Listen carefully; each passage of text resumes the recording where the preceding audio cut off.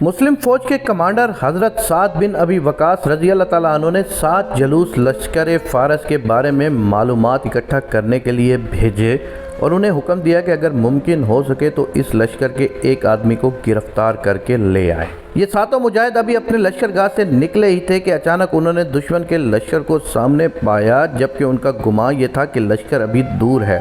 انہوں نے آپس میں مشورہ کر کے واپس پلٹنے کا فیصلہ کیا کہ کمانڈر کو خطرے سے آگاہ کریں، مگر ان جانبازوں میں سے ایک جانباز نے امیر لشکر سعد کی جانب سے ذمہ لگائی گئی مہم کو سر انجام دیے بغیر واپس لوٹنے سے انکار کر دیا، اور یہ 6 افراد مسلمانوں کے لشکر کی جانب واپس لوٹ آئے، جبکہ ہمارے یہ بطل عظیم اپنی مہم کی ادائیگی کے لیے فارسیوں کے لشکر کی جانب تنہا بڑھتے چلے گئے۔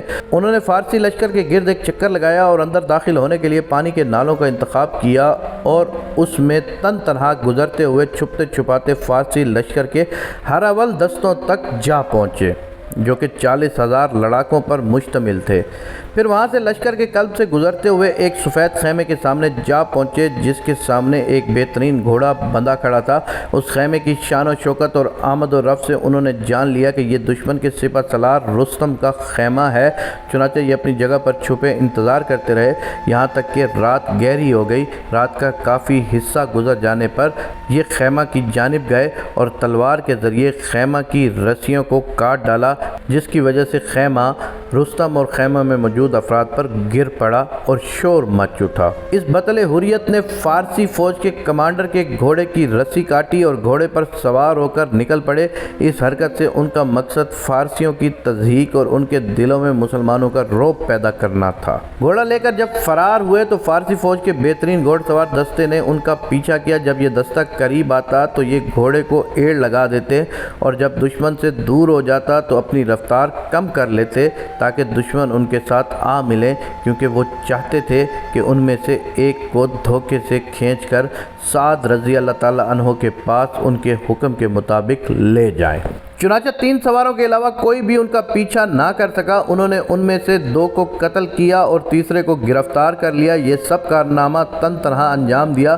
قیدی کو پکڑا، نیزہ اس کی پیٹھ کے ساتھ لگایا اور اسے اپنے آگے ہانکتے ہوئے مسلمانوں کے معسکر جا پہنچے اور سعد بن ابی وقاص رضی اللہ تعالیٰ عنہ کی خدمت میں اس قیدی کو پیش کیا۔ فارسی قیدی کہنے لگا، مجھے جان کی امان دو، میں تم سے سچ بولوں گا۔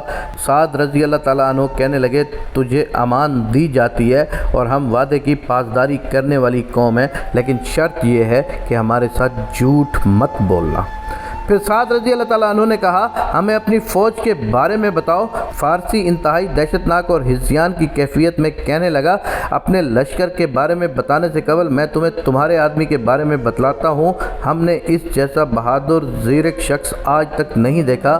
میں ہوش سنبھالتے ہی جنگوں میں پلا بڑا ہوں۔ اس آدمی نے 2 فوجی چھاؤنیوں کو عبور کیا جنہیں بڑی فوج بھی عبور نہ کر سکتی تھی۔ پھر فارسی سالار لشکر کا خیمہ کاٹا، اس کا گھوڑا بھگا کر لے اڑا۔ گھوڑ سوار دستے نے اس کا پیچھا کیا، جن میں سے محض 3 ہی اس کی گرد کو پا سکے۔ ان میں سے ایک مارا گیا جسے ہم 1000 سپاہیوں کی طاقت کے برابر سمجھتے تھے۔ پھر اس نے ہمارا دوسرا فوجی مارا جو ہمارے نزدیک 1000 افراد کے برابر تھا، اور وہ دونوں میرے چچا کے بیٹے تھے۔ میں نے اس کا پیچھا جاری رکھا اور ان دونوں مقتولین کے انتقام کی آگ سے میرا سینہ دہک رہا تھا۔ میرے علم میں فارسی کا کوئی ایسا شخص نہیں جو قوت میں میرا مقابلہ کر سکے، اور جب میں اس سے ٹکرایا تو موت کو اپنے سر پر منڈلاتے پایا۔ چنانچہ میں نے امان طلب کر کے قیدی بننا قبول کر لیا۔ اگر تمہارے پاس اس جیسے اور افراد ہیں تو تمہیں کوئی ہزیمت سے دوچار نہیں کر سکتا۔ پھر اس فارسی قیدی نے اسلام قبول کر لیا۔